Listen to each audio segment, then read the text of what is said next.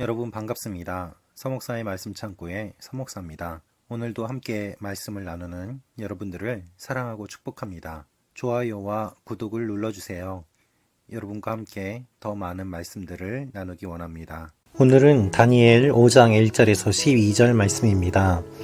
오늘 말씀은 벨사살 왕이 신하들과 함께 잔치를 열다가 그가 성전에서 빼앗아온 금그릇과 은그릇을 가져오라고 명령을 합니다. 그때에 갑자기 사람의 손가락이 나타나서 석고로 된 흰 벽에 글을 쓰기 시작합니다.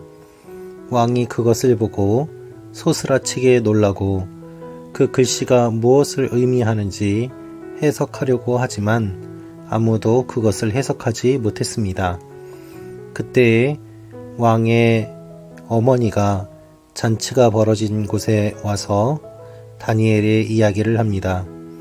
오늘 이 말씀을 통하여서 교만한 자가 어떻게 두려움을 겪게 되는지 그 내용을 함께 보기를 원합니다. 하나님께서 오늘 이 말씀을 통하여서 우리에게 많은 것들을 알려주시기를 기대합니다.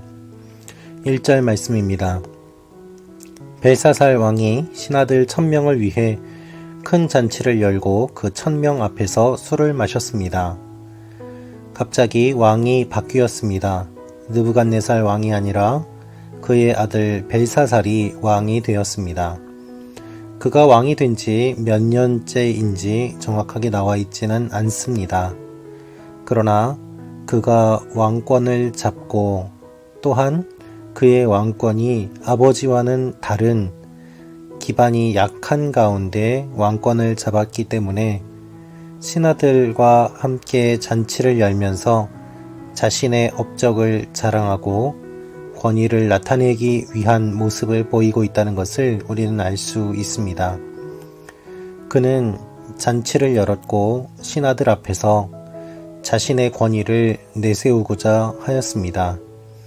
그렇기 때문에 성전에서 빼앗아온 금그릇과 은그릇을 가져오라고 명령한 것입니다. 2절입니다.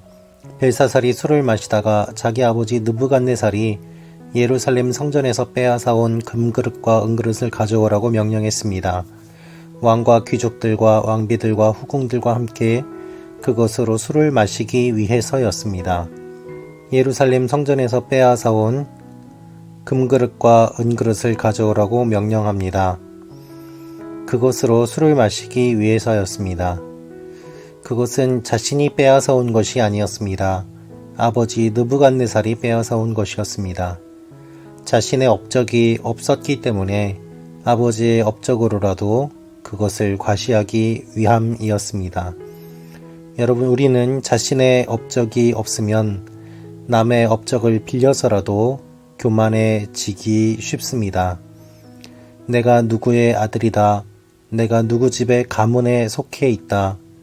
나의 할아버지가 누구다. 심지어는 한 번도 얼굴을 본 적이 없는 조상까지 이야기하면서 자신과 그의 관계를 설명하며 높아지려고 하는 모습들을 우리는 너무나도 잘 볼 수 있습니다. 벨사살이 바로 그렇게 했던 것입니다. 그러나 그와 같은 교만은 결국에 그를 파멸시키고 맙니다. 그가 하나님의 성전에서 빼앗아온 금그릇을 가져와 그것으로 술을 마실 때에 그들은 마음이 교만해지고 해서는 안 될 일을 하는 것을 하나님께서는 분명히 보고 계셨습니다.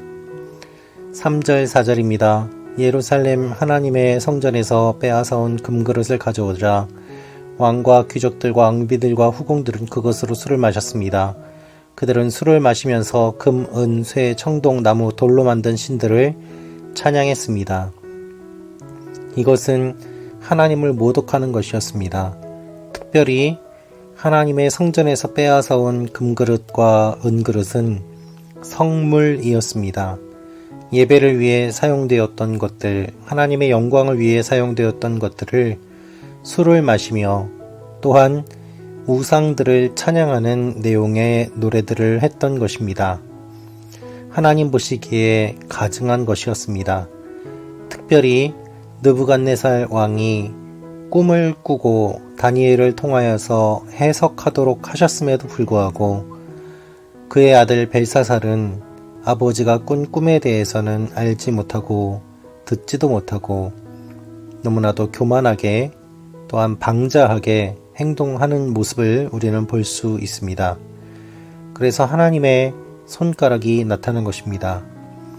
5절입니다. 그때 사람의 손가락이 나타나서 왕궁 촛대 맞은편 석고로 된 흰 벽에 글을 쓰기 시작했습니다. 왕은 그 손가락이 글 쓰는 것을 똑똑히 보았습니다. 갑자기 일어난 놀라운 일에 벌벌 떠는 모습을 볼 수 있습니다. 아무리 높은 자리에 있다고 하더라도 금방 무너지는 것이 세상의 권세요. 또한 교만한 사람들의 특징입니다. 9절입니다. 그러자 벨사살 왕은 마음이 더욱 두렵고 답답해 얼굴색이 점점 더 창백해졌습니다. 귀족들도 모두 놀랐습니다. 그때에 왕의 어머니가 잔치가 벌어진 곳에 들어와 이야기를 합니다. 바로 다니엘이 있다는 이야기였습니다. 느부갓네살 왕의 꿈을 해몽해주고 신임을 얻었지만 정권이 바뀌자 그는 지위가 달라지게 되었던 것입니다.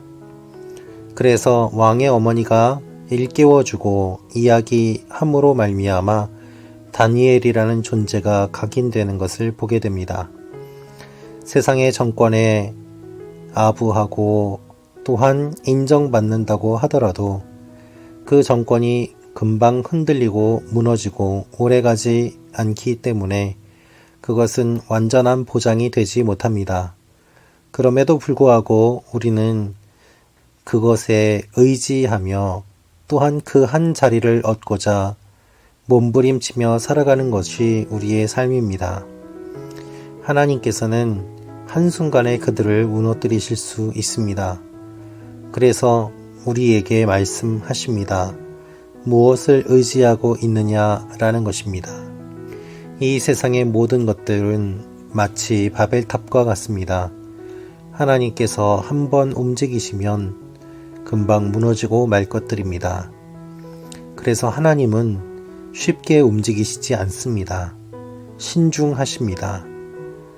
그러나 하나님께서 움직이시면 그들이 찬양했던 우상들은 아무런 힘이 없다는 것을 드러내게 되고 깨닫게 될 것입니다. 여러분, 우리는 하나님을 믿는 사람들입니다. 이 땅의 것, 눈에 보이는 것만이 아니라 그것을 뛰어넘어 역사하시는 하나님을 바라보며 기대하는 사람들입니다. 이 세상의 것이 하나님이 말씀하시면 금방 사라지고 먼지와도 같이 작은 것임을 우리는 믿고 고백해야 합니다. 그것이 하나님을 믿는다는 의미입니다. 세상의 왕은 바뀌고 권세는 바뀌지만 하나님의 말씀은 바뀌지 않고 하나님의 사람은 그 자리를 지키고 있습니다. 그래서 결국 그 사람들을 찾아오게 되는 것입니다.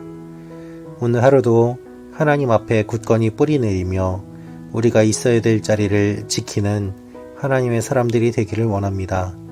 하나님이 여러분을 사랑하십니다. 그리고 여러분을 지켜주십니다. 기도하겠습니다. 아버지 하나님, 교만한 세상의 왕들을 우리가 바라봅니다. 교만한 모든 것들이 낮아지게 하시고 쓰러지게 하시고 하나님의 사람들이 그 자리를 지킴으로 말미암아 하나님의 나라가 이루어지는 일들이 일어나게 하여 주옵소서. 말씀 참고 가족 한 사람 한 사람을 기억하여 주시고 축복하여 주옵소서. 예수님의 이름으로 기도합니다. 아멘.